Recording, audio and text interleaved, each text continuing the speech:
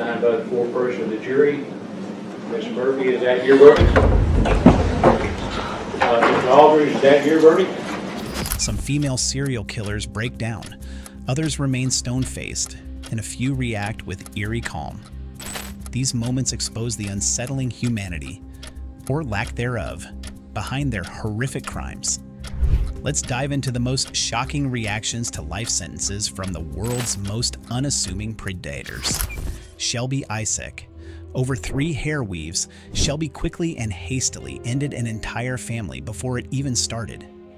Eddie Tate and Edwina Thomas were the poor victims who lost their lives by the hand of Shelby Isac.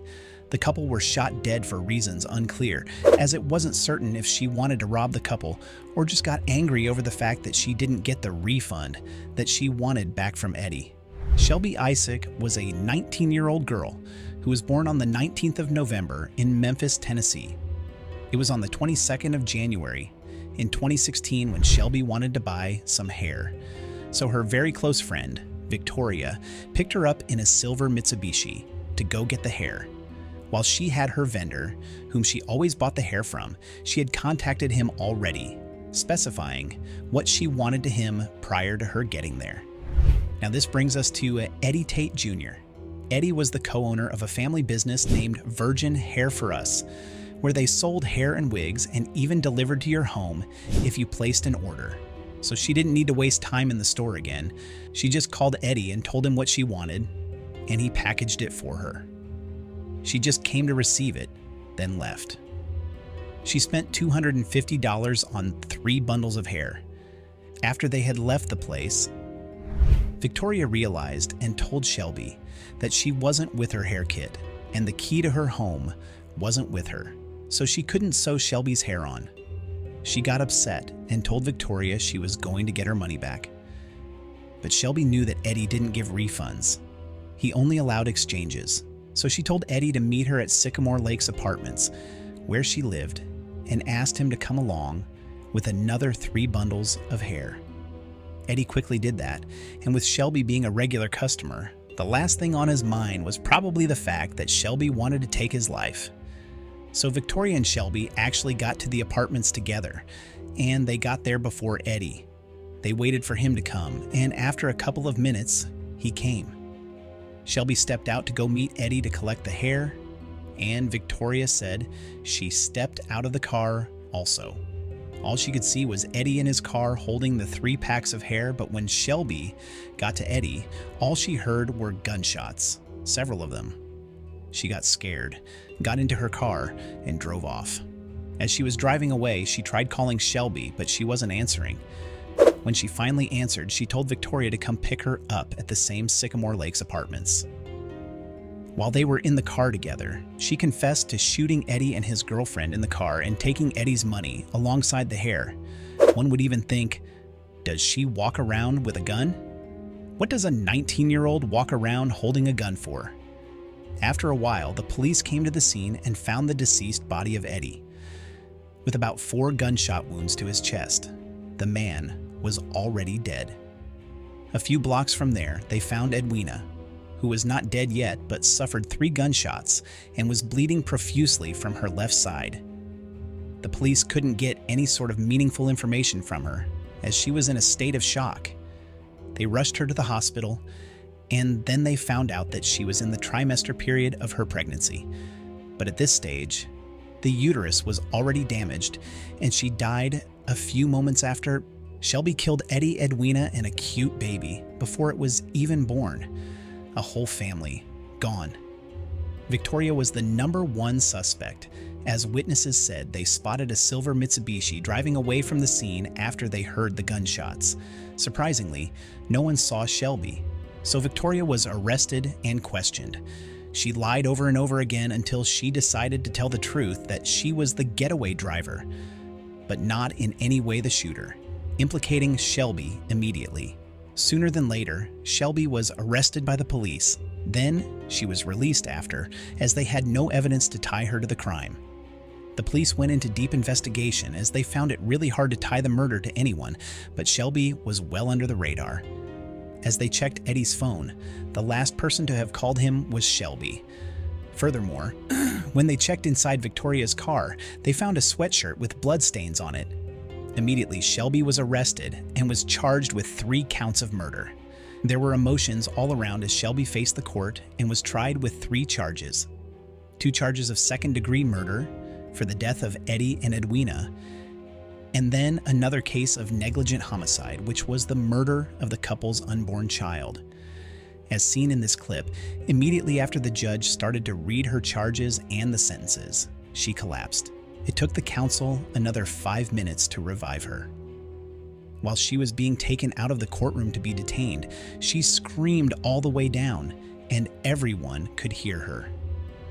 The prosecutors initially wanted a sentence of first-degree murder to drag her penalty longer, but the judge gave second degree, probably because of her age or something in that vein.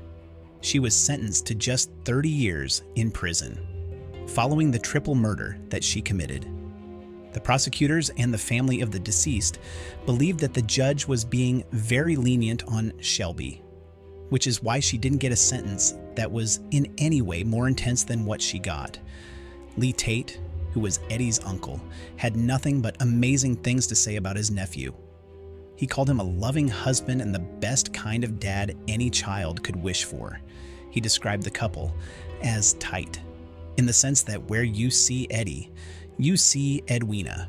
The pair really loved each other, and it was pretty evident. But killing an entire family off $250 worth of hair? Hell nah. Ashley MacArthur.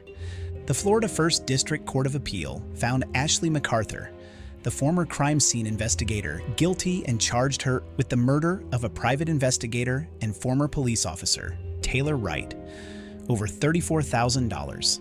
She killed the private investigator and then buried her body at the family farm located in Cantonment. Taylor Wright was a private investigator and a former police officer from Pensacola, Florida. She worked in the Jacksonville Police Department from the year 2008 to 2009, and then from 2012 to 2013 on a second term. Timothy A. Malfitano, the police chief deputy, brightly recalled that she was a bright and spirited young woman who they were ready to rehire again when she came back in 2012. In 2017, her domestic partner, Cassandra Walker, reported her missing. They checked her home, and everything was still intact. In fact, her vehicle was still in the driveway. Her home was intact, and everything was where it would normally be. All was going in accordance with the message that she supposedly sent to Walker that she'd be away for a while. But Walker was not convinced by that. She and the entire police force presumed that there was foul play in all of this. As she said, that was not how Taylor texted at all. Her family also accepted that she was not the sort of person to do something like that and not inform everyone else. They discovered that the last day she was seen was with her friend, Ashley MacArthur, and that was on the 8th of September. They began keeping tabs on Ashley. As a result of the investigations, they found out that she deposited a cashier's check of $34,000 in Taylor's name into her account. This evidence was presented to Ashley, and more questions ensued, but she told them that Taylor was hiding some large amount of money as she was trying to get her son back from her ex-husband. Well, Taylor wanted to get a safety deposit box initially, but she didn't want her name or anything to be on anything that Jeff could find. It wasn't until the police decided to ransack a property that was owned by Ashley and her family for any piece of evidence that could help in cracking the case. That was when they found the body of a woman in a clandestine grave covered in concrete. When they brought the body out, it turned out to be the body of a dead Taylor Wright who was shot behind the head. She was not just killed by a friend, but she was backstabbed, which is the worst way a friend should die. She was arrested immediately and was charged with first-degree murder. She wasn't charged in court until August of 2019, given that there was not too much evidence against her. The prosecutors focused on the fact that she was the last person to see her, and also that she was spotted going to buy sand and cement that was used to seal the dead body into the concrete. The whole catch of the entire thing was that Taylor confronted Ashley about the stolen money, And then she shot her to keep her secret a secret. After a week-long trial and several deliberations about the case, what was and what was not, the court finally came to a decision. They found Ashley guilty of all the charges, and she was sentenced to life in prison without the option of parole. The entire courtroom erupted with tears all around as Ashley just stood there, looking so plain as tears slowly ran down her face, knowing her life as she knew it had come to an end.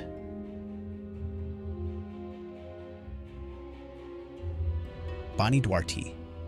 While she murdered 3 Las Vegas teenagers and fatally injured 1 other who suffered the hit, but lived to tell the story. It was the early hours in Huntington Beach.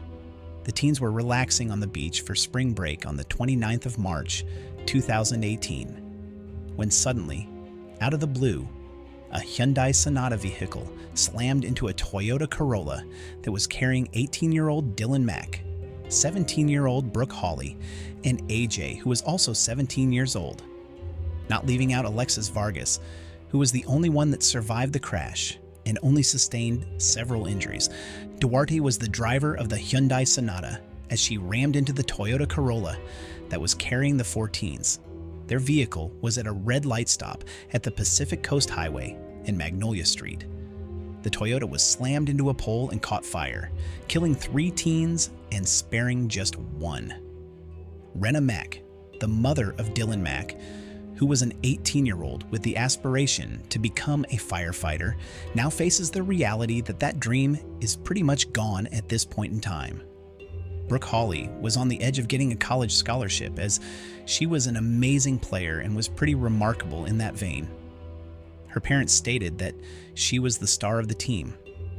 With heavy hearts, her parents shared that they always told her to do the right thing, but in this instance, they did the right thing, and now there are 3 dead teenagers. AJ Rossi's sister was filled with tears when she addressed the court and spoke directly to Bonnie Dwarte. "He had a heart of gold," she said, "and a smile that would literally light up a room. You stole everything from us, and we lost so much more," Ali Rossi said to Dwarte. Dwarte was listening to all this in tears and utter remorse because she most definitely didn't mean to murder those innocent kids. She was driving under the influence of something, which was a crime on its own. Driving at a speed of 79 km/h on a highway that had a speed limit of 45 miles, she slammed into the youngsters, and we cannot overemphasize the pain flowing in the courtroom. She was so intoxicated that even after she was arrested, she still had close to 9 drinks active in her system. Vargas, the only person who survived the crash out of his 3 friends, didn't attend the hearing. Since that day, he pretty much hasn't been himself, questioning his very existence, why he survived that day, and why he didn't follow the bridge with his friends who passed on. He is currently a student at the College of Southern Nevada and is now 18 years old.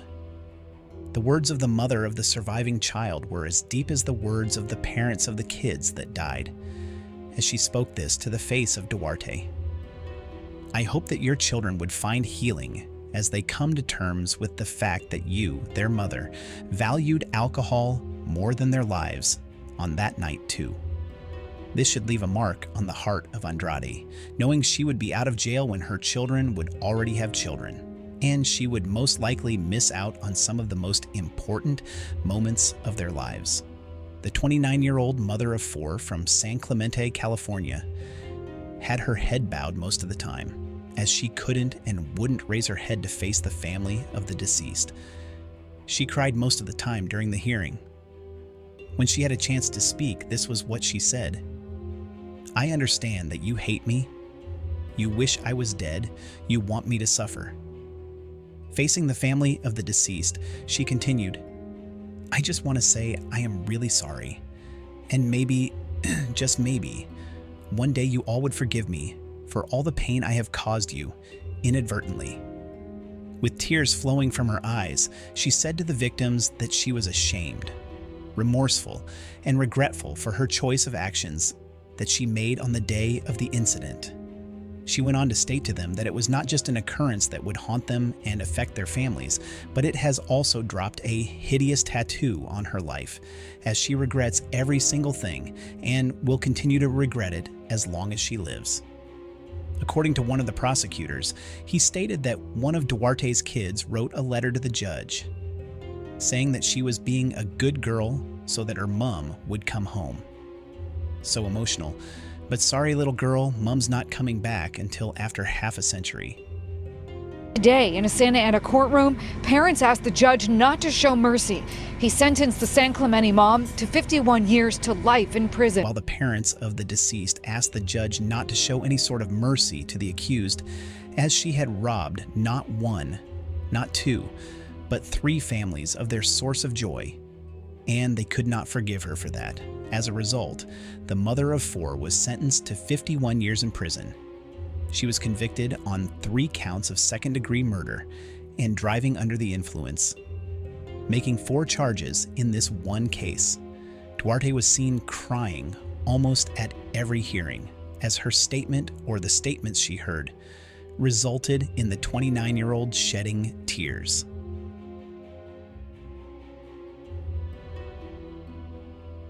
Tatiana Fousari. Unlike every other case that involved just one person, this was a crime committed by Fousari and her husband, Seth Welch. And to think that they committed this crime against an outsider, a neighbor, or probably a passerby who may have been deserving of it, or it was a robbery of sorts. But Fousari and her husband murdered their 10-month-old daughter, Mary Ann Welch. She died of dehydration and starvation in their home at Soton Township, Kent County, Michigan, on the 2nd day of August, the year 2018. The family was obviously a poor family and lacked the basic necessities to provide for a child. By the time of her death, the 10-month-old baby weighed just 8 pounds, which was way lighter than you would expect from a child that was almost a year old. They were aware that their kid was underweight, but they decided not to opt for any sort of medical assistance or anything whatsoever, stating religious reasons for the motive behind not meeting doctors. But in another scenario, it could well be due to the family's inability to provide the expenses for proper treatment. At the time the death of little Mary was recorded, 2 of their 3 kids had never even seen a licensed doctor. You'd be surprised if she even gave birth to her kids at home, and not at a hospital. Fousari claimed that the reason why she couldn't administer comprehensive care to their daughter was because of Welch's brutal and monstrous nature, as he was always abusing and raping her any chance he got. She went back to the time she met him when she was lonely and had absolutely no one. She met this man who was charming and engaging. He literally swept her off her feet. She said they went on only one date, and after that, they moved in together, more like a famous Nigerian fictional story, where a man is being so nice to a girl before he marries her. Immediately he married her, he showed his true nature. He became wild and utterly commanding, she stated. Sometimes he would even berate her just to make her feel bad. He then started cheating on her, as she recalled one time when she walked in on him having an inappropriate video call with a woman. He then shoved her, saying she should mind her damn business, stating it was his place and his rules, and he could do anything he wanted. After that, he proceeded to rape her. One time he even pulled a gun on her and told her to get on her knees when he pointed the gun at her. She flinched and he pulled the trigger. He missed her, but he hit the wall of their eldest daughter's room.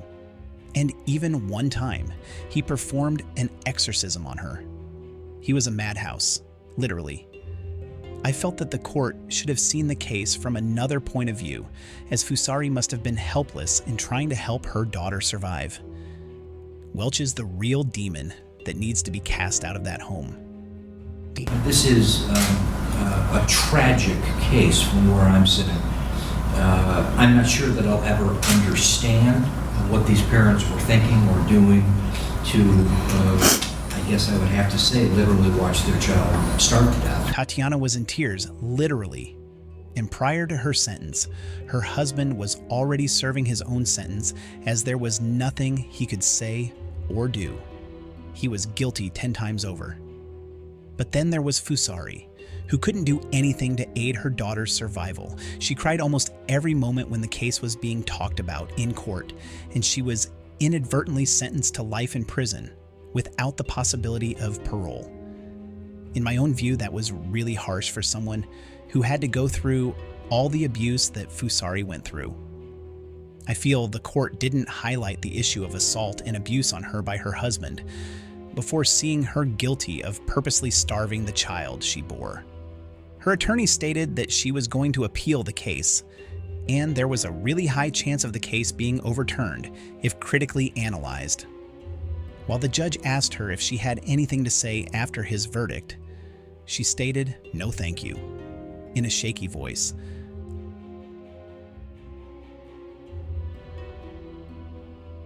Avila, who's on trial for child abuse in Hobbs, New Mexico. On a cold January day in 2022, CCTV cameras captured a lady, later identified as 18-year-old Alexis Aila, driving to a dumpster and dropping off what appeared to be a black garbage bag. Alexis Aila. It was a cold day on the 18th of January 2022.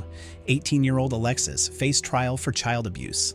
CCTV footage showed Alexis driving towards a dumpster and then tossing in what looked like a black trash bag.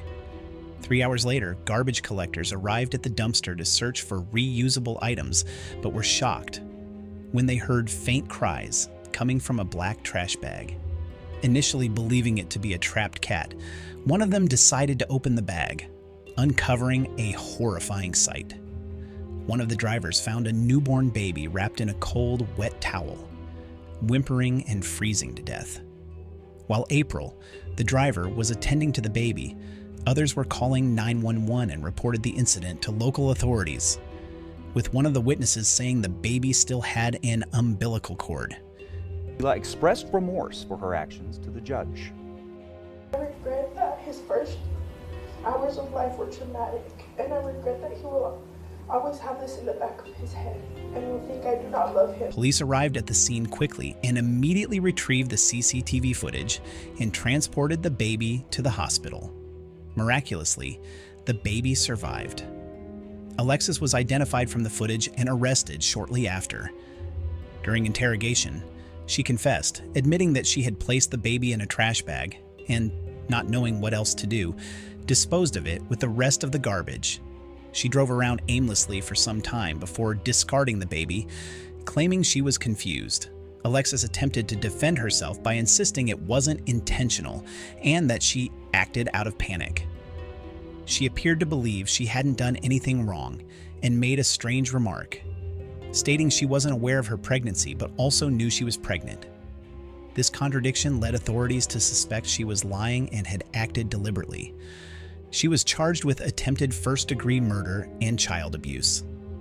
During her trial, Alexis said something shocking. She claimed that she had no memory of giving birth and claimed to have been in a state of disbelief, stating she couldn't recall disposing of the baby. However, the prosecutors weren't convinced by Alexis's story and made her admit to her crimes in front of the jury. Alexis asserted that she had only discovered her pregnancy a day before abandoning the baby. However, her ex-boyfriend, Stephen Asga, contradicted her, stating that they had both been aware of the pregnancy since April, 8 months prior to the incident. My son, my healthy, my loving and handsome baby boy, he's never going to forget the things you did. But for that, I can say that my son will be somebody one day, no matter how much he has already been through. The jury ultimately convicted Alexis Aila of attempted first-degree murder and child abuse. In court, she expressed regret, saying she was heartbroken over missing the baby's first milestones and denying him a mother's love. But was she? Or was this just another of her lies? It's hard to accept, given the fact that Avila was full of games throughout the case. Avila was sentenced to 16 years in prison. The baby, later named Saul, is now thriving and living a healthy life with his father's family. Judge William Shoebridge sentenced Avila to 16 years behind bars, plus 2 years on parole. She will get credit for the 475 days already served under house arrest. What do you think of these cases? Have you heard worse? Let us know in the comments. And if you enjoyed these cases, make sure to watch our next ones shown on screen.